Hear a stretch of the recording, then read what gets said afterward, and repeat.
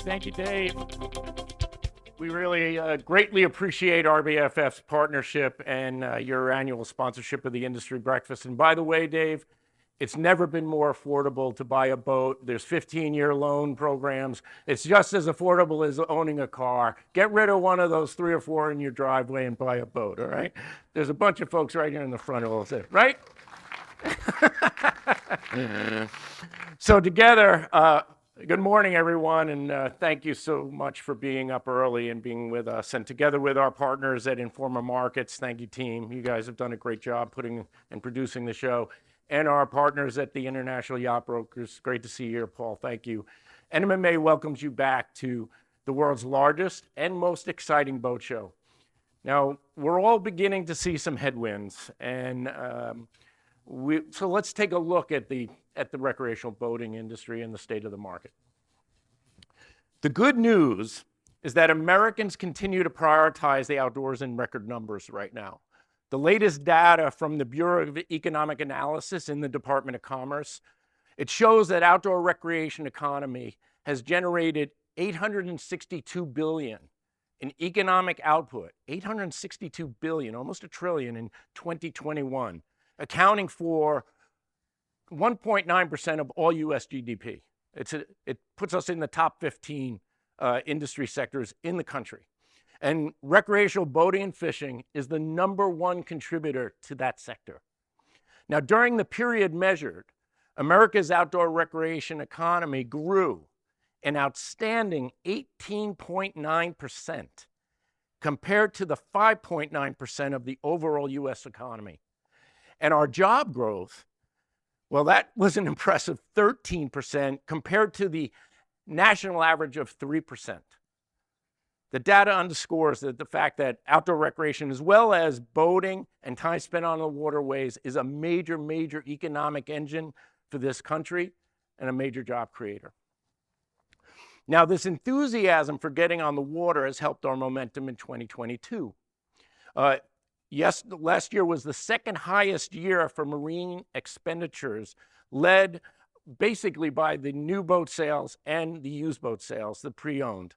Last year, we reached 1 million pre-owned boats sold, marking only the 3rd time since 2008 that we have reached those levels.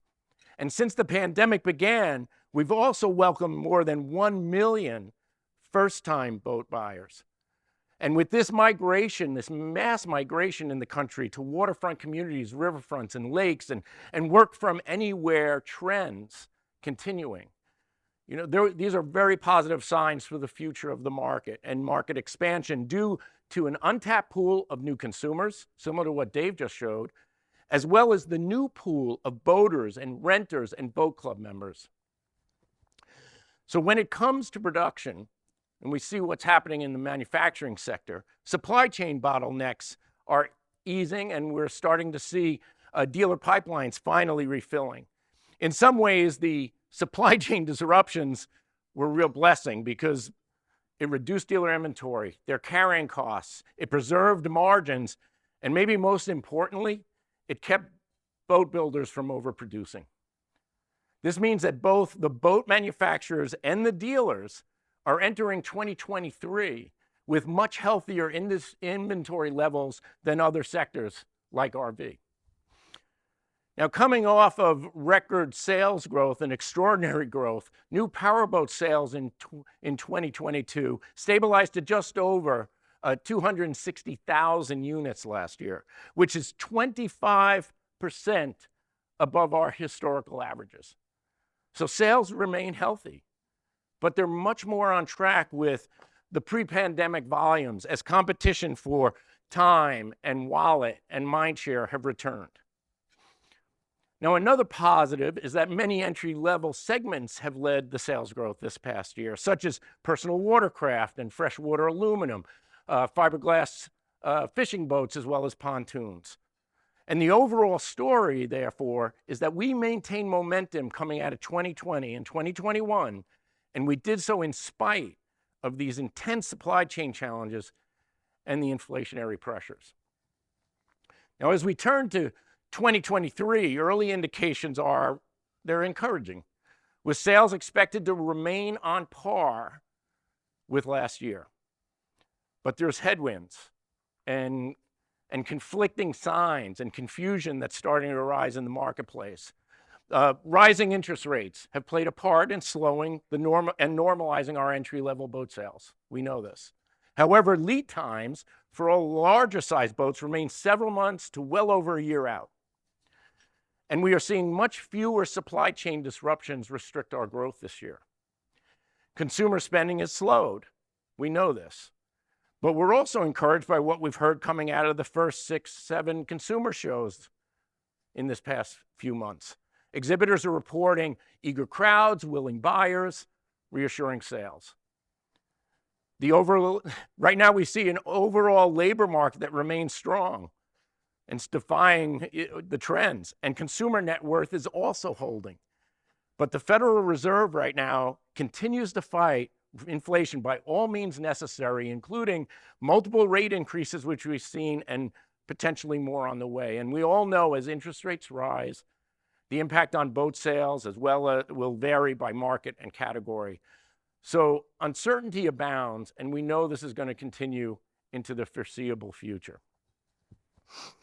Now, to ensure the future success of recreational boating, NMMA is focused on 2 core strategic priorities. One is advancing proactive advocacy, and the other is expanding the boating market while we're facing down any of these issues that could impact us and restrict growth. On the advocacy front, last year, without warning, without industry consultation, NOAA Fisheries proposed a federal rule that, if unchanged, would impose a 10-knot speed restriction from Massachusetts to Central Florida as far as 90 miles out for all boats over 35 feet. This would be devastating for the industry. Now, conservation is at the heart of the entire recreational boating and fishing community. We've always known this. It's in our soul. And we believe that the endangered right whale must be and needs to be protected. But we need balanced solutions rather than regulations that go way too far or intrude on boater privacy rights or cut off access that ultimately harms small businesses and coastal economies and everyone in this room. So the recreational marine industry is encouraging NOAA to work with us, to find us, and the U.S. Coast Guard, to find a solution and utilize advanced technology to monitor migrating whales and the whale pods so that all boats, both large and small, can avoid the whales altogether. We can do this. NMMA is working very closely with a coalition of industry partners to advance this balanced approach. And here's how you can help, every one of you. On the screen is a QR code that will link you to the Boating United Action Alert. Please take out your phone and join me in taking the next 20 seconds to scan this QR code, and this will immediately take you to a quick website. You type in your name, put in your address, boom, and it goes, you'll send a letter right to your members of Congress. We need Congress to hear from everyone in this room and everyone we know and begin congressional hearings on this really overreaching proposed rule. If you'd like to learn more about this rule, NMMA is going to be holding an exhibitor briefing later today, actually on Friday, on February 17th at 9 a.m. here in the Miami Beach Convention Center, and it's in room 238. We need to get loud here. We need everyone to stand up and defend the industry on this. Now, this is a good time to encourage everyone to join us at the American Boating Congress in 2023, which will occur on May 8th and to May 10th. This is going to be the top issue. Our goal is to build a campaign that leads us right into that and then storm the hill to make sure that Congress hears us and realizes how damaging shutting off access to the entire East Coast of America would be. Another issue globally and in Washington, D.C., and across state lines and levels is the growing focus on sustainability and the practical realities and very unique challenges we face as an industry. Now, to begin with, our industry has a great story to tell. Right now, the U.S. recreational boating industry accounts for just 0.7% of all U.S. transportation greenhouse transmissions and emissions. And since 2000, we've seen a 90% reduction in our marine engine emissions and a 40% increase in our fuel efficiency. We build products that are incredibly sustainable. They last over 40 years. And many boats are already hybrid. They utilize efficient gas engines for speed and distance and electric for trolling. Sail is an original sustainable propulsion, and many new and exciting green technologies are right now on the horizon and on the show floor today. But our work can't stop there. If we examine the auto and the aviation industries, a clear precedent has been established. Lawmakers around the world are very eager to cut contributions to global emissions, and they set ambitious and sometimes unrealistic targets for industries to meet. As auto and aviation emissions decrease, it's only a matter of time before our industry is subject to greater scrutiny. So NMMA is heavily engaged right now, working with members as well as policymakers, new entrepreneurs, to proactively fortify the future of boating, because it's important for us to remain a self-regulated industry. The alternative is you have someone who doesn't know about the boating industry imposing onerous regulations on us that contract the market. Now, as a united industry, and it's important we stay united on this front, we must promote a market-driven, technology-agnostic approach that encourages and rewards innovation across the industry. Because a one-size-fits-all propulsion and energy solution, it just doesn't work across all boat types and use cases. This means establishing incentives that support R&D and industry-driven initiatives to curb carbon, ensuring adequate and modern infrastructure, including EV, and securing broad access to sustainable liquid fuel options for the nearly 12 million registered boats that are already out on the water.